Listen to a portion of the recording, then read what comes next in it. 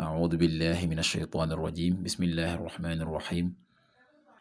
والصلاة والسلام على رسول الله سيدنا ومولانا محمد وآله وصحبه ومن والاه السلام عليكم ورحمة الله وبركاته bokki noo ngi leen di nuyu di leen ziyaara di leen balu xaq te di leen bal xaq di leen ñaanal jàmm waaye itam di sàkku ci yéen ngeen ñaanal nu ko di ñaanit borom bi tabaraka wa taala mu defal nu tawfiq boole nu it defal ndimbal bokki nu dikkaat ak yéen ci xadiisu bis bi mu di xadiisul yawm niki ni ko baaxoo di ànd ak yéen bis bu jot seen mbokk Cheikh Mbay Seck di ko ànd ak yéen an Zayd ibn Arqam radiyallahu anhu أنه رأى قوما يصلون من الضحى فقال أما لقد علموا أن الصلاة في غير هذه الساعة أفضل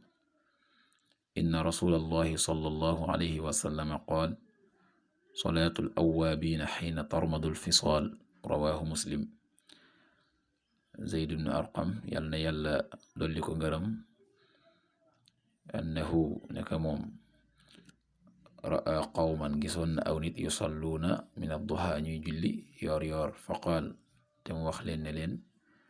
amma yëgal na laqad alimu xam nañu ne anna salaata naka julli fi gayri haadihi saati ci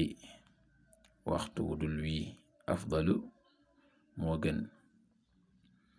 inna rasulallahi sallallahu alayhi wa sallama naka yonent bi sallallahu alayhi wa sallam qaal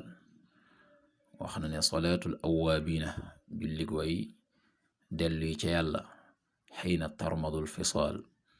waxtu wa dana lakk mburtu ya muy mburtuy giléem ya te mooy giléem yu ndaw yi bokki xaddis bi dafay jàngale waxtu jullig yoor nga xam ne ma ngay doore ca bu jant bu yëkkatikoo ba jant bi jàng di rëcc waaye nag muy jàngee tam fa ca gëne mu mel ne fa ca gëne mooy fa nga xam ne dem na ba tàngoor wi tar loolu nag dana dem ba fukki waxtu ak benn muy 11 heures xam ne jamono boobu moom naaju dana tàng jant bi dana tàng jër waxtu woowa nag muy waxtu wa nga xam ne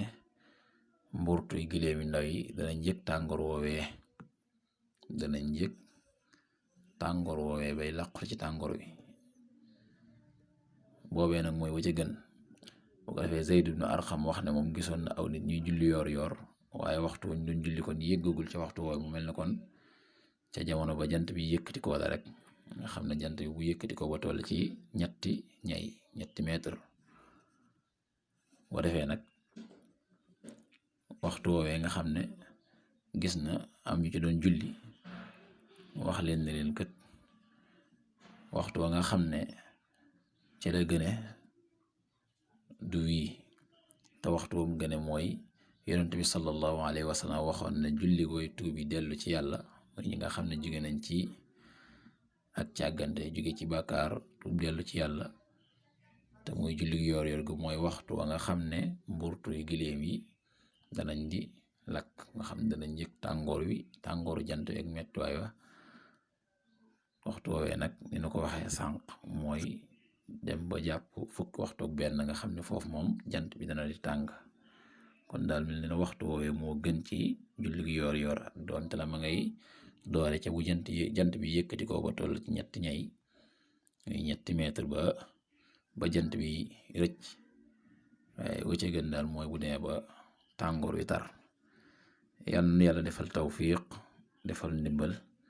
yàlla na yàlla nangul in uridu illa al islaha ma stata'tu ma tawfiqi illa billah